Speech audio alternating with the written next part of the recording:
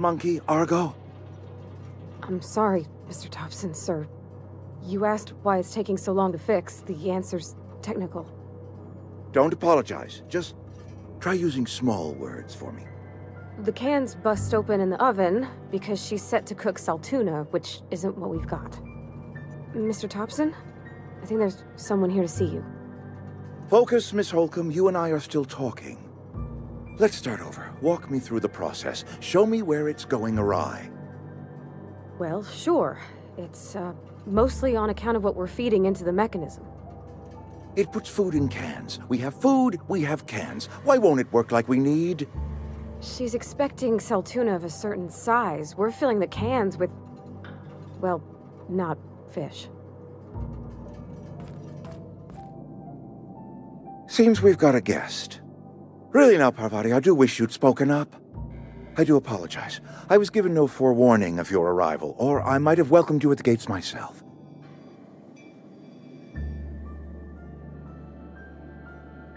I'm Reed Thompson, Outpost Administrator. I cannot help but notice you are not in uniform.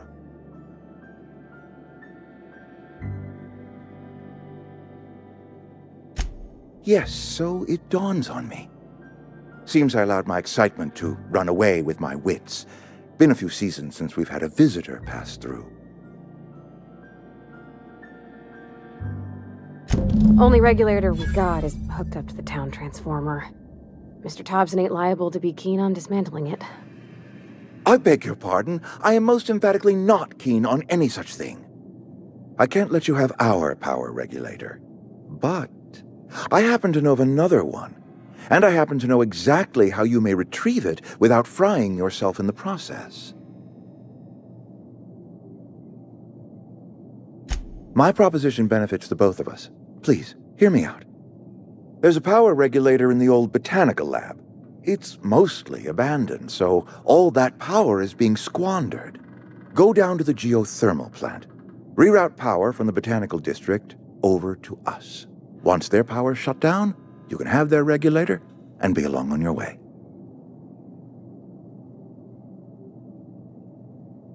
I was not entirely sure how to tell you this. The botanical labs are not legally inhabited, but there are people who live there.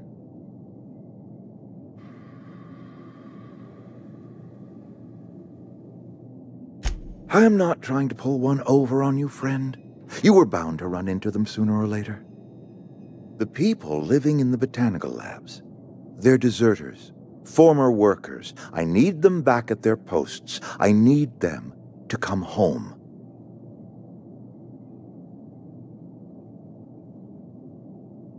Edgewater is struggling. We haven't hit our production quota in years. If we don't meet our quotas this year, the company might shut us down for good. I need those workers back at their stations.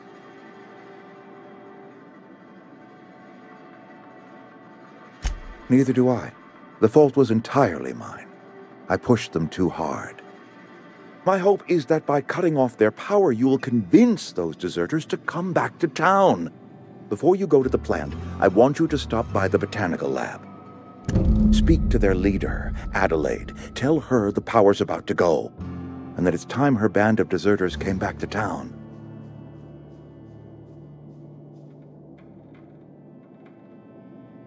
Adelaide's older than the other deserters. She's dignified, kindly. From what I understand, her camp looks to her for leadership.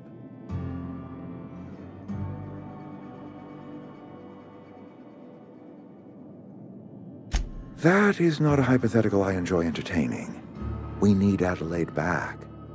Nonetheless, I will settle for the return of her followers. We belong to one community, the Spacer's Choice family. If we dissolve into factions, then we will all perish separately. Adelaide will understand that. Of course, I understand completely. Here, let me give you the passcode to the geothermal plant. A sign of good faith, for so politely listening to me as I ramble on.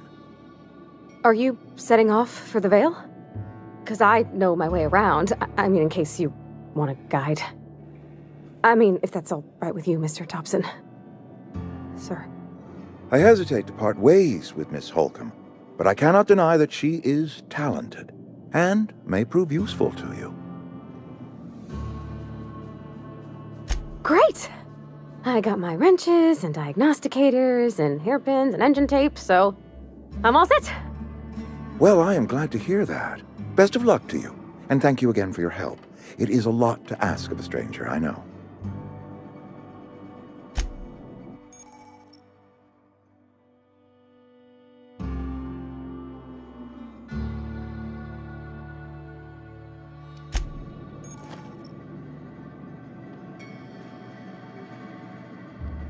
We better clear out of Mr. Thompson's office before we talk.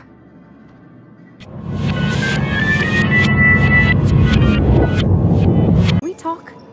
Sorry. Let's talk when you're free.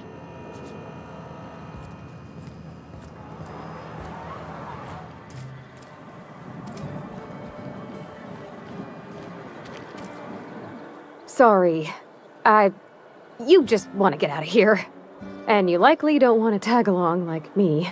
It's just, Mr. Thompson has his own view on matters, on account of it's his job and what all, but that's not the only side of the tale.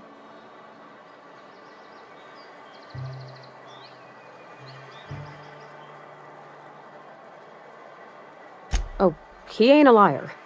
He believes every word he says. It's just, he doesn't always get where other folk are talking from. To Mr. Thompson, a person's a gear. It does its job quiet-like. If it squeaks or stutters, it gets replaced.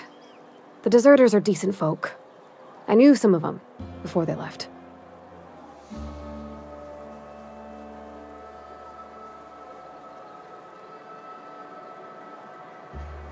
Miss McDevitt?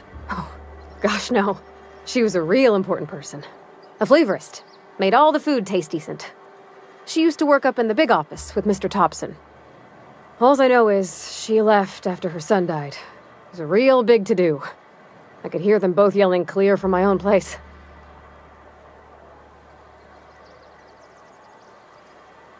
Can't say as I know. I wasn't there. The sound carried, but not the words. If Mr. Thompson ain't of a mind to tell you his own self, you'd best ask Miss McDevitt, if he can get out to her. I don't know anybody well.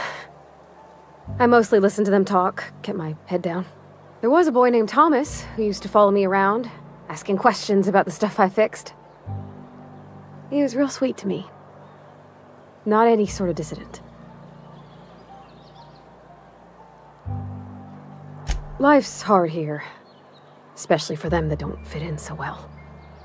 We're one big Spacer's Choice family, but every family's got the one the rest whisper about.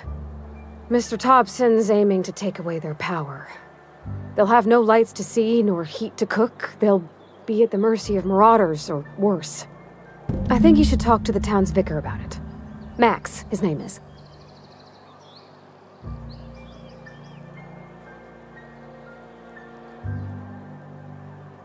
Books are for rich folk. I wonder what he wants with something like that. Thanks, ma'am. I just think when you gotta make a decision that'll hurt somebody, it's best to think on the right and wrong of it. That's what my dad used to say anyways.